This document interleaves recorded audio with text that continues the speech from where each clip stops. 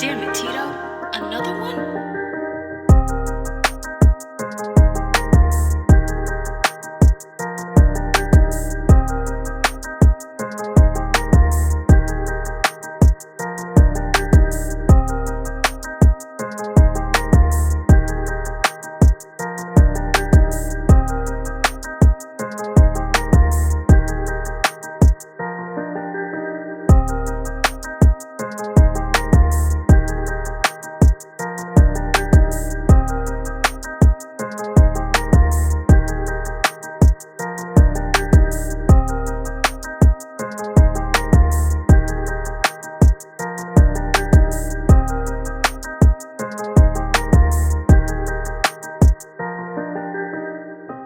What is going on YouTube? It's your boy Matt Gifted Hands back to you with another haircut tutorial.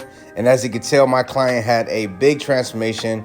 We went ahead and knocked off a lot of curls up top. However, my client did not want to go down to like a number 2 or number 3 all the way around. He wanted a curl sponge look up top. So what we went ahead and did was knocked off all the long curls with the scissors section by section. And now I've picked it out, and now I'm freehanding it with my Gamma Ergo clippers. Again, we don't want to remove too much length off, but with doing this and picking it out, you get a better even cut. So this is the result for the freehand up top, and then we're going to take the curl sponge. And guys, this is a client consultation at its finest. Client consultation and preparation is key. Setting yourself up like my boy Get Beam says all the time, for the kill shot. So I'm going to show you what the curl sponge did after we applied it. And it's about a few minutes, 3 to 4 minutes doing a curl sponge. And he wanted a high taper on the sides and a taper on the back. No C-cup on the sides. And you're going to see the gradiency that I have on this taper just blends right in to the long curls up top. We did not even knock down the sides either. He had the length that he wanted. Usually we do kind of like an undercut ball fade, but he had grew it out for a pretty long time. And this is his back to school haircut, so I know all his friends, and he's going to be feeling some type of way walking in for the first day of school. And as you should, right? You should feel that confidence going in to school for the first day, whether it's the same school or not. You gotta have that type of confidence, and it starts with a haircut, I feel like. So, and what I did was, since I was already there with the trimmer, I went ahead and lined up the neckline around the ears. And like I said, just preparation is key. All right, so now I'm gonna take my Gamma Ergos, and I'm going up about 1/2 inch, and then I put it in the middle. So I started with the lever all the way open, then I put the lever in the middle, and then I closed it. And that's gonna remove that first panel right there. Then you wanna take your 1 guard, lever all the way open. I'm using the Marty Blends color guards. From the 1, you're gonna shoot to your 2, all the way open.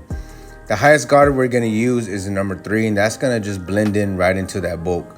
But this 2 guard is knocking it off just enough for that 3 guard to just clean it back up. After we go from our 3 guard, we're gonna go back down to the 1.5, and whatever that 2 guard left behind, that's what we're gonna clean up with the 1.5. And you wanna make sure you kind of lighten up right behind the ears, just so it doesn't look like it's just patchy and a dark spot. So doing like detail work and checking your work in the mirrors, you'll see that you want to get right behind that ear to remove that bulk, so it kind of looks like the taper in the back belongs to the taper in the front, if that makes any sense. And as far as the color up top, he is going to go home and re-bleach it and re-dye it, so don't worry too much about that. All right, basically it's the same steps that we did on the sides. We're going to go ahead and do on the back taper. Lever all the way open, put it in the middle, and then close it. And the reason why I always like to start with the lever open, because for me, it's always been trial and error. If you feel like you don't know what number is in what area, being that I've been cutting hair for 10 plus years, I feel like I know I can just jump to a guard or even no guard in a certain area, and I won't create myself a line that I cannot get out. However, for those that are just now starting out, you always want to start with the lever open, because if it's not cutting, then you could work your lever down. If you start with the lever closed, you may create yourself a line that you cannot get out, or a bald spot, so you don't want that to happen. So as you can tell, that back taper is coming in pretty clean. The gradiency was light, medium to dark, and that's what we want. And he also stated to me that he wanted to create himself a hairline. When a client asks to create him a hairline, this is what he means, or she, depending on who's in your chair.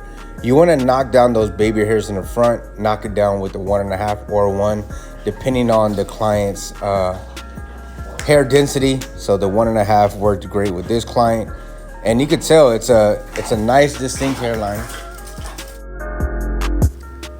And so you can tell that the hairline is going to be nice and detailed, crispy. I did hit it with some color enhancement, and this is the after. This is the final result, man. Hopefully y'all enjoyed this haircut tutorial. Hopefully you learned something from it. If you are not yet subscribed to my channel, make sure you hit that subscribe button, like, share, comment. My boy is back in the game, ready for back to school, looking fresh, feeling himself as he should. Yo, Team Gifted, stay gifted.